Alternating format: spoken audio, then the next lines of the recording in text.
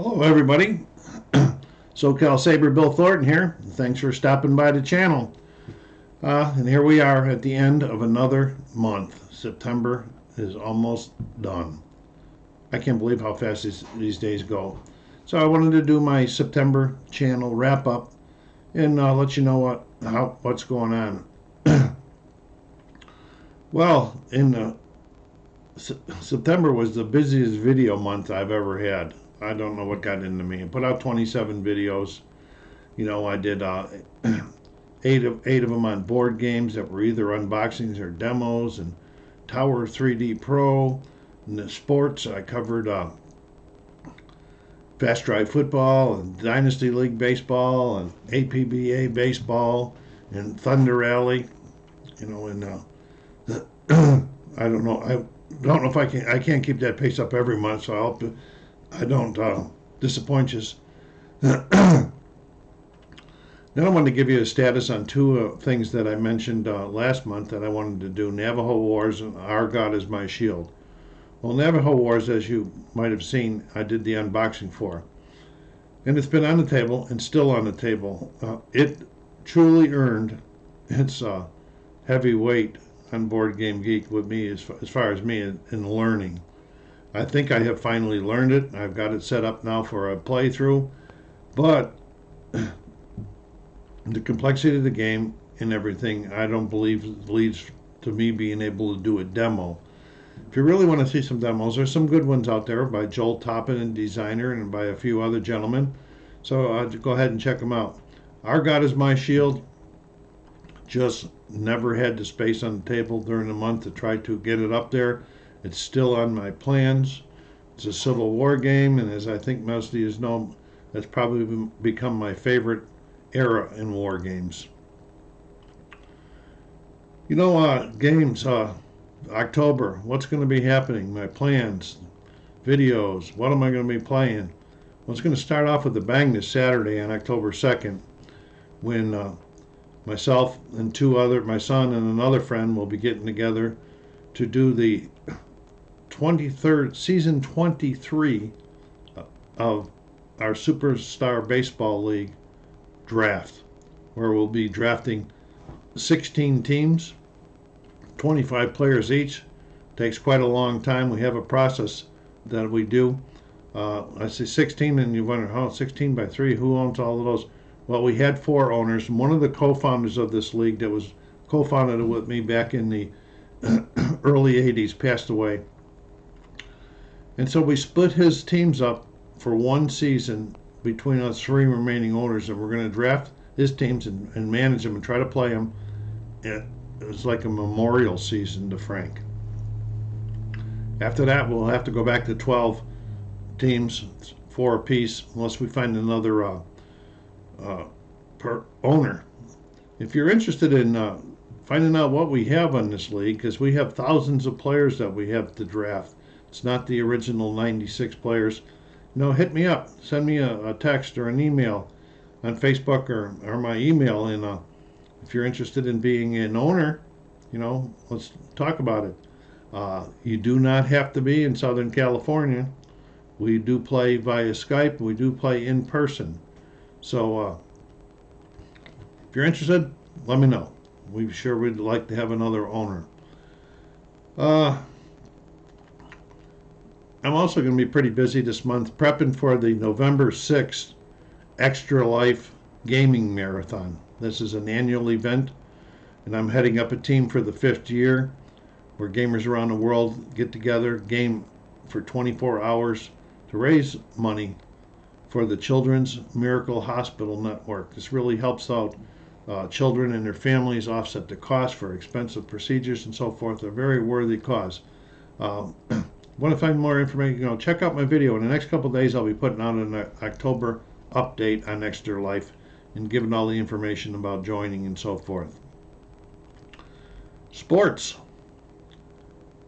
Well, the NFL's back in play. Major League Baseball's back in play. The NHL is in preseason, and it won't be long before the NBA is in preseason and gets started. So I want to start getting some of these other sporting events onto my table and play and do demos on. So if leave me some comments down there. What sport do you like the most? What would you like to see? There's been a couple comments over the last year and a half or so, and I tried to get them football games on that the person wanted.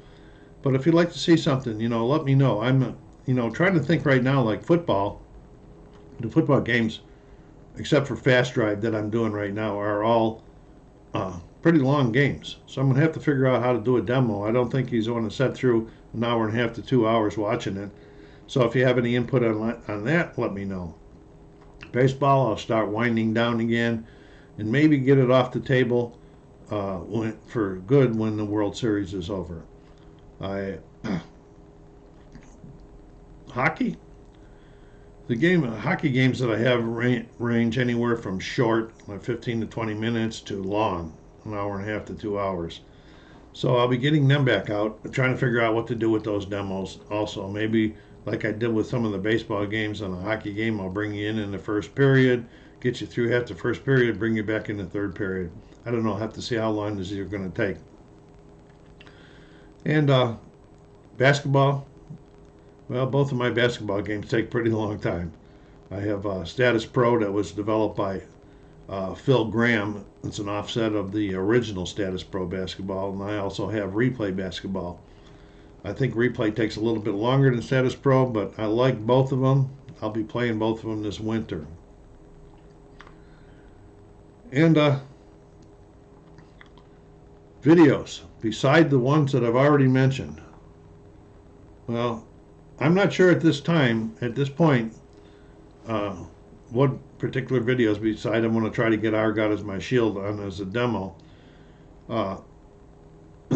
I'll continue my Fast Drive Football 1990 Bills replay until the point that they lose. If they lose in the playoffs, that'll be the end of the season, just like it was.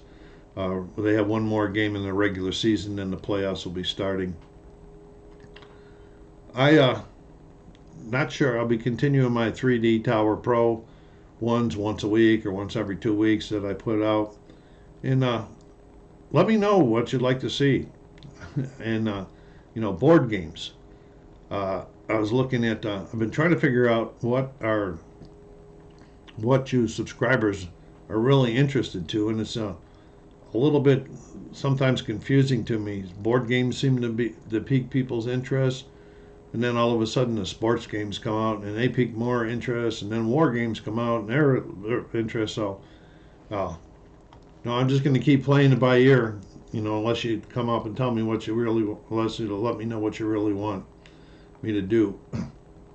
But I will put out some videos, even though I'm doing all that prep for doing that draft in the beginning of the month, and I'm doing all that prep for the November event.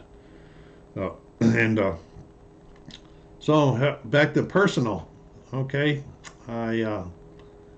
as most of you know, I got a pacemaker put in after I had an automobile pass out with an automobile accident. Health-wise, I'm doing fine. No pass-out spell since getting the pacemaker. I did get my driver's license suspended from the DMV. I have a review with them for on the October 13th to try to get my license back. But to be honest with you, that scared me so much passing out when I drive that I could have killed somebody that I'm not sure if I'm still ready yet to even get behind the wheel if I was allowed to. So I lent the car to my daughter and my son-in-law. She came over and picked me up yesterday, and we took it down and got it smogged so I can order the plates, because it is a 2009 Pontiac, so every 2 years I got to get it smogged. So I'd like to talk a little bit about the pro teams that I follow, the professional teams. The Detroit Tigers. Season is almost over. But I'm real happy with the progress it's making towards improvement. More than what I expected this year. A.J. Hinch has done a great job, I think, bringing a winning attitude and culture back to the Tigers. And I hope he continues that. I don't know. I heard I read somewhere where the GM Alex Avila is going to be retiring, so I don't know who's going to be taking his spot. So be interested to see what happens. Miguel Cabrera joined the 500 club this season. I love playing Miggy, even in my baseball games. my board games. Uh, and he's almost to the 3,000 hit mark.